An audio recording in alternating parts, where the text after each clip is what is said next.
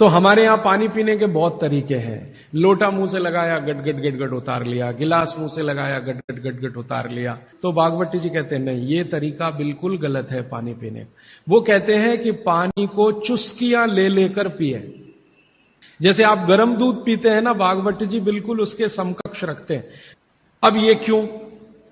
आप एक साथ पूरा पानी उतारें गले के नीचे और एक एक घूंट पानी उतारें गले के नीचे, दोनों में जमीन आसमान का अंतर है। क्या अंतर है?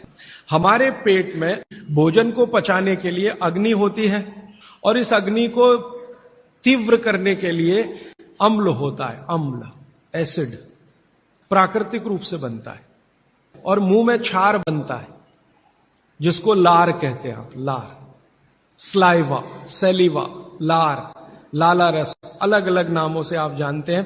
तो मुंह में बनती है लार, ये है क्षार, और पेट में बनता है अम्ल। आप थोड़ा भी अगर विज्ञान जानते हैं तो आप जानते हैं कि क्षार और अम्ल को मिलाओ तो हो जाता है न्यूट्रल। और न्यूट्रल का मतलब जिसका पीएच 7 है। ये जो पानी है ना, पानी, ये ना अम्ल है ना क्षार है, ये न्यूट्रल है। तो भागवती जी कहते हैं कि पेट आपका अक्सर पानी के जैसा रहे तो बढ़िया।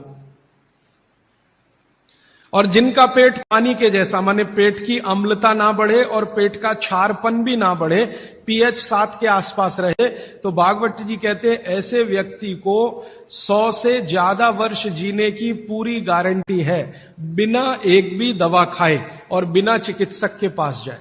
तो वो ये कहते हैं कि घूट घूट पिया पानी, अगर सिप सिप करके आपने पानी पिया तो ज्यादा लार अंदर जाएगी, तो अम्ल को शांत करने में मदद आएगी, इसलिए आपका पेट न्यूट्रल रहेगा।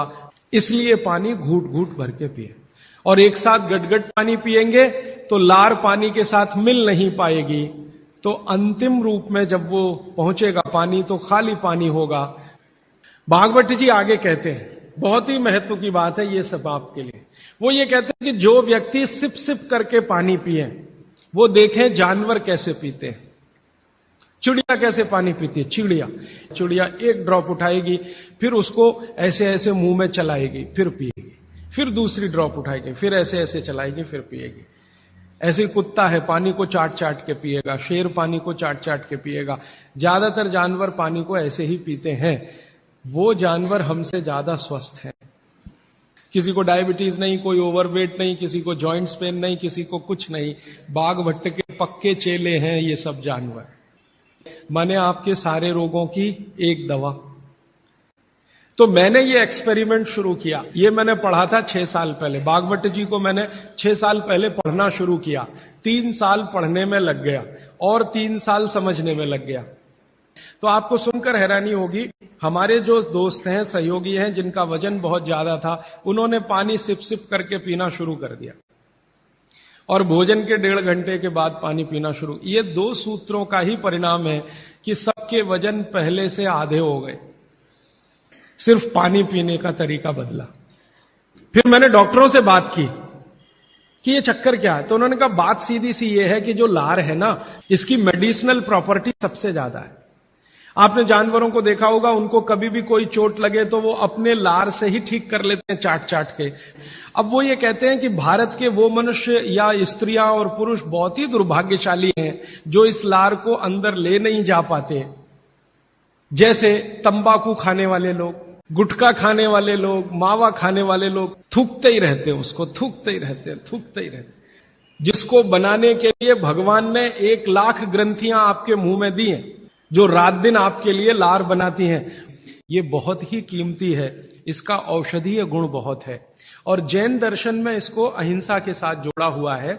और वो मैंने करके भी देखा है कि सुबह की लार गलती से भी आप किसी चींटी या चींटा या मक्खी पे थूक दो, वो तुरंत मर जाए, क्योंकि उसका औषधीय गुण बहुत प्रबल होता है सुबह सुबह। और आप गुटखा खा खा के उसको थूकते रहते हैं तो सड़क तो खराब करते ही हैं, अपने को उससे ज्यादा खराब करते हैं। तो मेरी हाथ जोड़कर विनती है कि आप में से कोई लार थूकने वाला हो, थूकने वाला आदमी, ये तो भागवत जी की डिक्शनरी में नहीं है।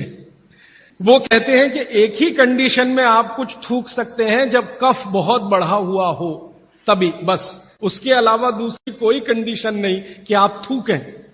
तो फिर आप कहेंगे जी पान खाएं, तो पान खाने के लिए नियम बताया, पान खाओ तो कत्था मत लगाओ, बिना कत्थे का पान खाओ, थूकने की गरज ही नहीं। तो वो कहते हैं कि पान भी खाना है तो थूकना नहीं है, कत्था है तो थूकना पड़ेगा, कत्थे बिना ही पान खाओ। पान तो पित्त और कफ दोनों का नाश करता है और चूना वात का नाश करता है। तो वो कहते हैं कि पित्त और कफ का नाश कर दिया पान ने, चूने ने कर दिया वात का, तो वात पित्त कफ तीनों ही संतुलित है, तो पान खा के तो जिंदगी भर निरोगी रह